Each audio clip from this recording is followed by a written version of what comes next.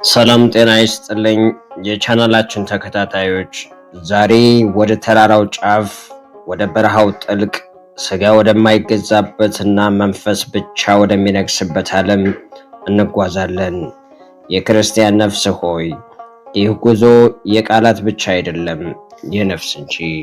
በኢትዮጵያ ኦርቶዶክስ ተዋሕዶ ቤተክርስቲያን የትርጓሜና የመንፈሳዊ ሕይወት ማማ ላይ ከተቀመጡት ታላላቅ መጻሕፍት መካከል መጽሐፈ መነኮሳት ወይም ማር ይስሐቅ አንዱና ዋነኛው ነው። ይህ መጽሐፍ ከሶስት ታላላቅ አባቶች የተሰበሰበ ሲሆን እነርሱም ማር ይስሐቅ፣ ፊልክስዩስ እና አረጋዊ መንፈሳዊ ናቸው። ዛሬ የምናተኩረው የነፍስ ሐኪምና የምስጢር መግለጫ ተብሎ በሚጠራው በቅዱስ ማር ይስሐቅ የነነዌው ይስሐቅ ትምህርቶች ላይ ነው። ማር ይስሐቅ በሰባተኛው መቶ ክፍለ ዘመን በፋርስ ወይም በአሁኑ ኢራቅ ወይም ኳታር አካባቢ የኖረ በኋላም የነነዌ ኤጲስቆጶስ ሆኖ የተሾመ ግን ደግሞ የሹመቱን ክብርና ጫጫታ ትቶ ወደ በረሃ የኮበለለ ታላቅ አባት ነው። የእርሱ ቃላት ተራ የቴዎሎጂ ፍልስፍናዎች አይደሉም። በገሃድ ከእግዚአብሔር ጋር በተደረገ ሱባኤ፣ በለቅሶ፣ በጾምና በጸሎት የተገኙ ሰማያዊ ዕንቁዎች ናቸው። ወደ ማር ይስሐቅ መጽሐፍ ስንገባ መጽሐፉ በውስጡ በርካታ ምስጢራትን ቢይዝም ለዛሬው ሰባቱን ታላላቅ ለብዙሃን የተሰወሩ ነገር ግን የነፍስን ዓይን የሚከፍቱ ድብቅ ምስጢራት እናያለን። እነዚህ ምስጢራት በገዳም ላሉ መነኮሳት ብቻ የተጻፉ ይመስላሉ። ነገር ግን በጥልቀት ለተመለከታቸው በዓለም ላይ ላለ በኃጢአትና በጭንቀት ለታሰረ እያንዳንዱ ሰው የነፃነት ቁልፎች ናቸው። በዚህ ቪዲዮ ጥልቅ መንፈሳዊ ጉዟችን እነዚህ ሰባት ድብቅ ምስጢራት በዝርዝር በምሳሌና በትርጓሜ እንፈታቸዋለን። ነፍስህን አዘጋጅ፣ ሐሳብህንም ሰብስበህ ተከተለኝ።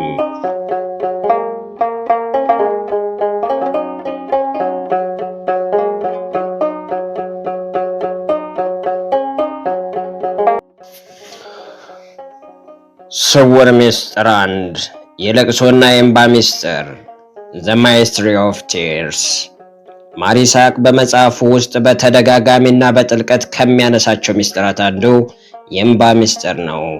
እርሱ እንዲህ ይላል: ከእንባ ወሰን እስክትደርስ ድረስ መጽሐፍትን ማንበብህ ገና እውነተኛ እውቀት ያልገባህ ያሳያል። ይህ ማለት ምን ማለት ነው? በሰውኛ አስተሳሰብ ለቅሶ የሐዘን፣ የድክመት ወይም የውድቀት ምልክት ነው። በማር ይስሐቅ መንፈሳዊ ሰዋሰው ውስጥ ግን እንባ የነፍስ ጥምቀት ነው። ከሁለተኛው ጥምቀት እኩል የሚታይ የነፍስ መታጠቢያ ነው። ማር ይስሐቅ እንባን በሁለት ይከፍለዋል። አንደኛ፣ የሥጋ ወይም የህሊና ለቅሶ።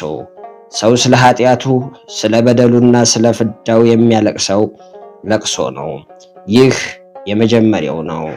ነፍስ ቆሻሻዋን የምታይበት መስታወት ነው። ሁለተኛው የመንፈስ ወይም የደስታ ለቅሶ። ነፍስ ከእግዚአብሔር ፍቅር የተነሳ የምታፈሰው እንባ ነው። እዚህ ደረጃ ላይ ስትደርስ ነፍስ ስለ ኃጢአቱ አታለቅስም። ይልቁኑ በእግዚአብሔር ቸርነትና ውበት ተማርካ ታነባለች። ማር ይስሐቅ እንዲህ ይላል: የእንባ መፍሰስ የነፍስ ከዚህ ዓለም መውጣትና ወደ አዲሱ ዓለም መግባት ምልክት ነው። ነፍስ የመንፈስ ቅዱስን አየር መተንፈስ ስትጀምር ዓይኖች ልክ እንደ ምንጭ መፍሰስ ይጀምራሉ። ሕፃን ከማህፀን ወጥቶ ወደዚህ ዓለም ሲመጣ እንደሚያለቅስ፣ ነፍስም ከስጋዊ አመለካከት ወጥታ ወደ መንፈሳዊ ዓለም ስትወለድ በእንባ ታጅባ ነው።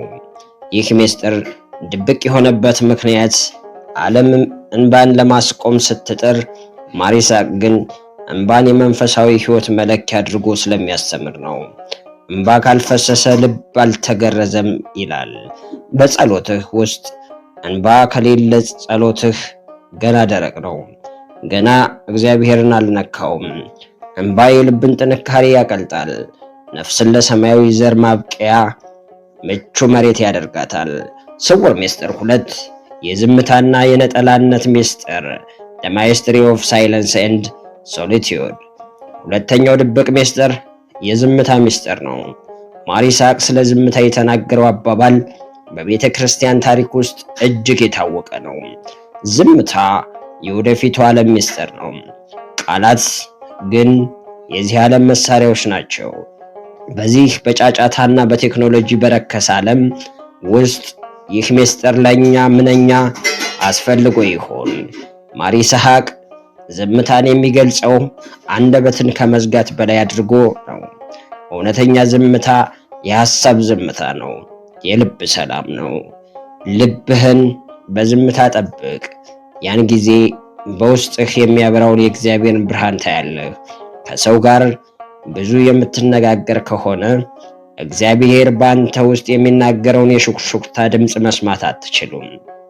ማር ይስሐቅ እንደሚለው እግዚአብሔር የሚናገረው በታላቅ ነፋስ ወይም በኃይለኛ ነጎድጓድ ውስጥ አይደለም፣ በረጋና በለሰለሰ ነፋስ ወይም በዝምታ ውስጥ ነው። ነፍስ ወደ እግዚአብሔር ለመቅረብ መጀመሪያ ከሰዎች ድምፅ መራቅ አለበት። ለዚህ ነው መነኮሳት ወደ በረሃ የሚሄዱት። ነገር ግን በዓለም ውስጥ ያለህ ሰውም ብትሆን በቀን ውስጥ ጥቂት ደቂቃዎችን ለዝምታ ካልሰጠህ ነፍስህ ሁልጊዜ ትዝላለች። ዝምታ ኃይል አለው። ጠላት ድል የምናደርገው በመልስ ብዛት ሳይሆን በዝምታ ጥልቀት ነው። ክርስቶስ በጲላጦስ ፊት ዝም እንዳለ ነፍስም በፈተናዎች ፊት ዝም ስትል መለኮታዊ ኃይል በውስጧ ይሰራል እያለ ማር ይስሐቅ ይህንን ድብቅ ምስጢር ይገልጥልናል። ስውር ምስጢር 3 የፍጹም ድህነትና የደካማነት ምስጢር The Mystery of Voluntary Poverty and Weakness። ሶስተኛው ምስጢር ዓለም ከሚያስበው ፈጽሞ የተገላቢጦሽ የሆነው የፍጹም ድህነትና የደካማነት ምስጢር ነው። ማር ይስሐቅ እንዲህ ይላል። ምንም የሌለው ነገር ግን ሁሉን የገዛ ሰው እውነተኛ ባለጸጋ ነው። ይህ ምስጢር የቁሳቁስን ፍቅር ማሸነፍ ብቻ አይደለም፣ ይልቁኑ ራስን ባዶ ማድረግ ወይም ኬኖሲስ ነው። ሰው ራሱን ሙሉ አድርጎ እስካሰበ ድረስ እግዚአብሔር በውስጡ ሊሰራ አይችልም። ማር ይስሐቅ የሰው ልጅ ድክመትና አቅመቢስነት እንደ ትልቅ ጸጋ ነው የሚያዩ። ድክመትህን ስታውቅ ያን ጊዜ እውነተኛ ኃይል ወደ አንተ ይመጣል። ራስን ዝቅ አድርገህ በምድር ላይ ስትጥል ማንም ሊጥልህ የማይችልበት ደረጃ ላይ ትደርሳለህ። ምክንያቱም ቀድሞውኑ መሬት ላይ ነህና። ማር ይስሐቅ እንደሚገልጠው የሰው ልጅ ትልቁ ውድቀቱ እችላለሁ፣ አውቃለሁ፣ አለኝ የሚለው ትዕቢቱ ነው። መጽሐፈ መነኮሳት ግን አልችልም፣ አላውቅም፣ የለኝም ወደሚለው መለኮታዊ ባዶነት ይመራናል። ነፍስ እጆቿን ባዶ አድርጋ ስትዘረጋ እግዚአብሔር በሰማያዊ በረከት ይሞላታል። ቁሳቁስንና የዓለም ክብር መናቅ ማለት ዓለምን መጥላት ማለት አይደለም። ይልቁኑ ከምንም ነገር በላይ ነፃ መሆን ማለት ነው። ከምንም ነገር ነፃ የሆነ ሰው ደግሞ ሰይጣን የሚይዝበትና የሚፈትነው ምንም መጫወቻ አያገኝበትም። ስውር ምስጢር 4 የፍቅርና የይቅርታ አጽናፋዊነት ምስጢር The Cosmic Love and Compassion። አራተኛው ድብቅ ምስጢር የማር ይስሐቅ ትምህርቶች ማህተም የሆነው የአጽናፋዊ ፍቅር ምስጢር ነው። ይህ ምስጢር የሰውን ልጅ አእምሮ የሚያስደንቅ ልብን የሚያቀልጥ ነው። አንድ ሰው ማር ይስሐቅን እንዲህ ሲል ጠየቀው፣ አባቴ ሆይ የሚራራ ልብ፣ የሚራራ ነፍስ ምንድን ነው? ማር ይስሐቅ የሰጠው መልስ የመጽሐፈ መነኮሳት ታላቅ ምስጢር ነው። የሚራራ ልብ ማለት ስለ ፍጥረት ሁሉ፣ ስለ ሰዎቹ፣ ስለ ወፎቹ፣ ስለ እንስሳቱ፣ ስለ አጋንንትም ጭምር የሚቃጠልና የሚራራ ልብ ነው። ስለ እነሱ በሚያስብበትና በሚመለከትበት ጊዜ አይኖቹ የማያቋርጥ እንባ ያፈሳሉ። ከታላቅና ከጽኑ ርኅራኄ የተነሳ ልቡ ይደቅቃል። ጠላቶቹና እውነትን የሚጎዱትን ጭምር ሳይቀር በታላቅ ርኅራኄ በጸሎት ያስባቸዋል። እባቦቹን እንኳን ሳይቀር ይጠብቃቸው ዘንድ ይጸልያል። ነፍስ ልክ እንደ እግዚአብሔር አጽናፋዊ ፍቅር ስትሆን የሚሰጣት ጸጋ ነው። ይህንን ምስጢር አስተውሉ። ስለ አጋንንትና ስለ ጠላቶች ጭምር ማልቀስ ይህ የሰዎች አስተሳሰብ አይደለም። ይህ መለኮታዊ ፍቅር ነው። ማር ይስሐቅ ፍቅርን ከጽድቅ በላይ ያደርገዋል። ከፍቅር የተነሳ ስህተትን መስራት ከጽድቅ የተነሳ ጨካኝ ከመሆን ይበልጣል ይላል። እግዚአብሔር ፍቅር ነው። ስለዚህ ወደ እግዚአብሔር የሚጠጋ ሰው ልቡ እየሰፋ ይሄዳል። ሰዎችን መምረጥና መለየት ያቆማል። ጻድቁን ከኃጢአተኛው፣ አማኙን ካላማኙ ሳይሆን ለሁሉም የሚራራ ልብ ይኖረዋል። ይህ ፍቅር በውስጡ የበቀለበት ሰው ገሃነምን እዚሁ ምድር ላይ ያጠፋታል። ስውር ምስጢር 5 የፈተናዎችና የጽናት ምስጢር The Mystery of Trials and Divine Desertion። 5ኛው ምስጢር የፈተናዎችና የእግዚአብሔር መተው ዲቫይን ዲዘርሽን ምስጢር ይባላል። ብዙ ጊዜ ክርስቲያኖች ፈተና ሲመጣባቸው እግዚአብሔር የረሳቸው ይመስላቸዋል። ማር ይስሐቅ ግን በዚህ ድብቅ ምስጢር ውስጥ ሌላ እውነታ ይገልጥልናል። ያለ ፈተና እግዚአብሔርን ማወቅ አይቻልም። ፈተና የሌለበት ሕይወት እግዚአብሔር የሌለበት ሕይወት ነው። እግዚአብሔር ለአንድ ነፍስ ትልቅ መንፈሳዊ ጸጋ ሊሰጣት ሲፈልግ መጀመሪያ ታላቅ ፈተናን ይልክባታል። ማር ይስሐቅ እግዚአብሔር ሰውን መተው፣ መንፈሳዊ መድረቅ የሚለውን ምስጢር ያብራራል። አንዳንድ ጊዜ ጸሎትህ አይሰማም፣ ልብህ ይደርቃል፣ ጨለማ ይውጥሃል። ይህ እግዚአብሔር ጥሎህ የሄደበት ጊዜ አይደለም። ይልቁኑ ሕፃን ልጅ እግሩን አጽንቶ እንዲራመድና እናት እጇን እንደምትለቀው እግዚአብሔርም የነፍስህን ጥንካሬና እምነት የሚፈትንበት መለኮታዊ ጥበቡ ነው። ፈተናዎች ነፍስን ያጸነጹታል። ፈተና ባይኖር ኖሮ ቅዱሳን አይኖሩም ነበር ይላል ማር ይስሐቅ። ስለዚህ በሕይወትህ ፈተናና መከራ ሲበዛብህ እግዚአብሔር እንደረሳህ አታስብ። ይልቁኑ ወደ ታላቅ መንፈሳዊ ማዕረግ ሊያሻግርህ እየገነባህ እንደሆነ ወቅ። ይህንን ምስጢር የተረዳ ሰው በፈተና ውስጥ ሆኖ እግዚአብሔርን ያመሰግናል እንጂ አያጉረመርምም። ስውር ምስጢር 6 የንባብና የነፍስ መኖ ምስጢር The Mystery of Holy Reading and Contemplation። 6ኛው ምስጢር የመንፈሳዊ ንባብ ምስጢር ነው። ማር ይስሐቅ ለመጽሐፍት ንባብ የተለየ ቦታ አለው። ነገር ግን የእርሱ ንባብ መረጃ ከመሰብሰብና እውቀት ከማከማቸት የራቀ ነው። ንባብን እንደ ጸሎት መግቢያ እና ነፍስ መኖ አድርጎ ነው የሚያየው። ቃላትን ከመጽሐፍ ላይ ስታነብ ልክ ውሃን ከምንጭ እንደምትቀዳ አድርገህ አስብ። በችኮላ አታንብብ። እያንዳንዱ ቃል ወደ ልብህ ጥልቅ እስኪወርድ ድረስ ቀስ ብለህ መርምረው። አንዳንድ ጊዜ በአንድ መስመር ላይ ለብዙ ሰዓታት ልትቆይ ትችላለህ። ምክንያቱም ያ ቃል የነፍስህን በር ከፍቶት ሊሆን ይችላልና። ማር ይስሐቅ እንደሚለው ቅዱሳት መጽሐፍትን ማንበብ ሐሳብን ይሰበስባል። አእምሯችንን ወደ ተለያዩ ምድራዊ ጭንቀቶች እንዳይበተን ያግደዋል። ንባብ ወደ ማሰላሰል ኮንቴምፕሌሽን ይመራል። ማሰላሰል ደግሞ ወደ ጸሎት ይመራል።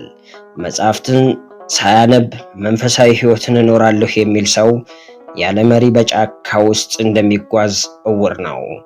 የመጽሐፈ መነኮሳት ምስጢር የሚገለጠው ቃላቱ ከብራናው ወጥተው በሕይወታቸው ላይ መጻፍ ሲጀምሩ ብቻ ነው።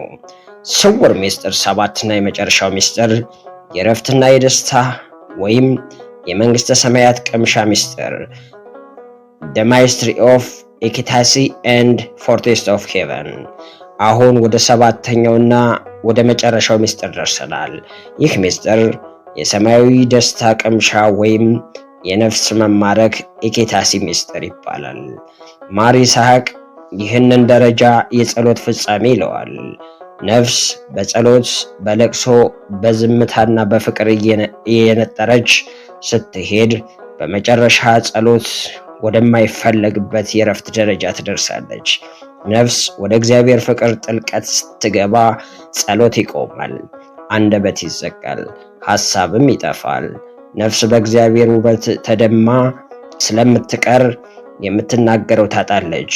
ይህ ከመቃብር በፊት የመንግሥተ ሰማያት ደስታን የመቅመስ ምስጢር ነው።